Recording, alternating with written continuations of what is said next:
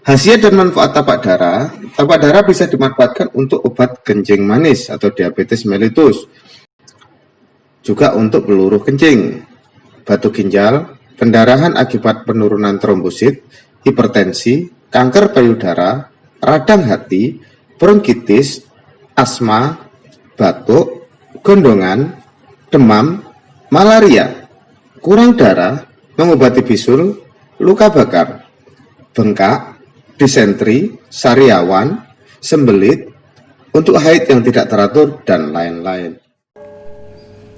Ratusan tahun yang lalu, leluhur kita telah menggunakan tanaman herbal dan organik untuk jamu dan obat. Ditanam di pekarangan rumah untuk diwariskan kepada kita semua. Hari ini saya ada di pinggir sungai yang dikenal dengan nama Uling River Food, yaitu sebuah tempat nyaman asik untuk bersantai di daerah Banyuwangi Selatan, khususnya Kecamatan Tegal Trimo, berbatasan dengan Purwoharjo. Nah, itu dia. Simungil cantik ya. Bunga yang sangat indah ini ternyata merupakan toga, tanaman obat keluarga yang disebut dengan bunga tapak dara. Tumbuhan ini menyukai tempat-tempat yang terbuka, tapi tidak menutup kemungkinan bisa tumbuh di tempat yang agak terlindung pula. Bunga tapak dara aksial muncul dari ketiak daun. Kelopak bunganya kecil, berbentuk paku, mahkota bunganya berbentuk terompet, ujung yang melebar, berwarna putih, biru, merah, jambu, atau ungu tergantung kultivarnya. Buahnya berbentuk gilik, silinder, ujungnya lancip, panjang sekitar 1,5 sampai 2,5 cm dan memiliki banyak biji. Tinggi tanaman mencapai 0,2 sampai 1 meter. Daunnya berbentuk bulat telur, melonjong, berwarna hijau, tersusun menyirip, berselingan, panjang daun sekitar 2-6 cm, lebar 1-3 cm, dan tangkai daunnya sangat pendek. Batang daunnya mengandung latek berwarna putih. Tumbuhan semak menaun ini bisa tumbuh mulai dari dataran rendah hingga ketinggian 1.800 meter di atas permukaan air laut. Tanaman yang sangat cantik ini yang disebut tapak dara ini bisa tumbuh di berbagai iklim, baik di tempat terbuka maupun tertutup. Tumbuhan ini bisa diperbanyak dengan biji, stek batang, atau akar.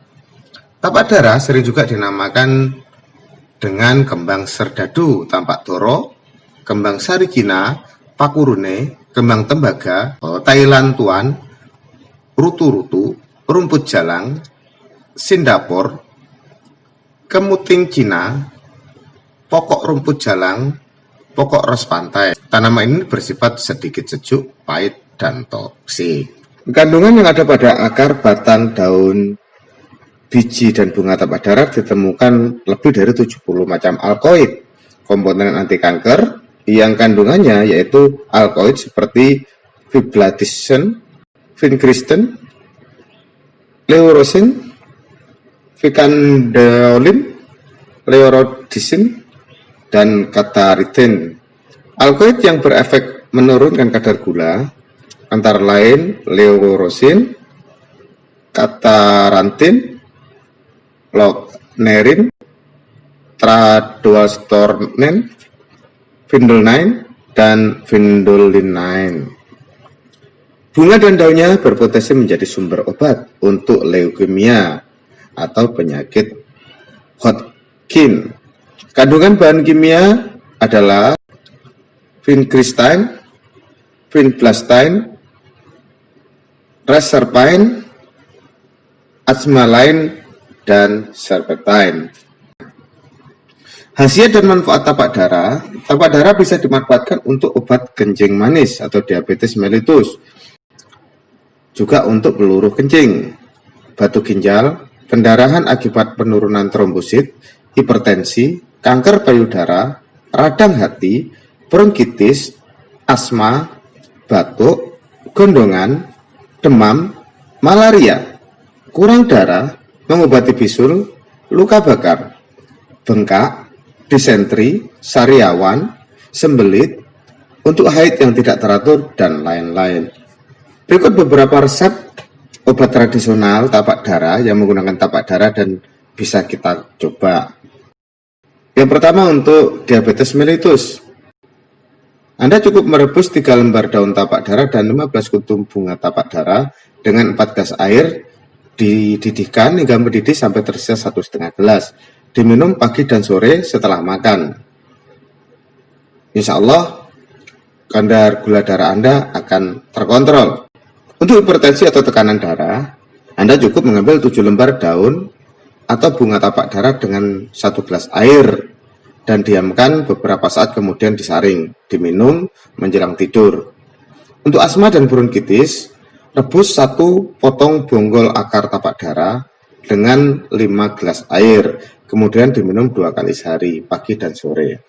Untuk leukemia, Anda bisa merebus 20-25 gram daun tapak darah kering, ada 10 waras, ya ditambah ada 10 waras khusus untuk leukemia, dengan 1 liter air disaring, kemudian diminum 2 kali sehari, pagi dan sore.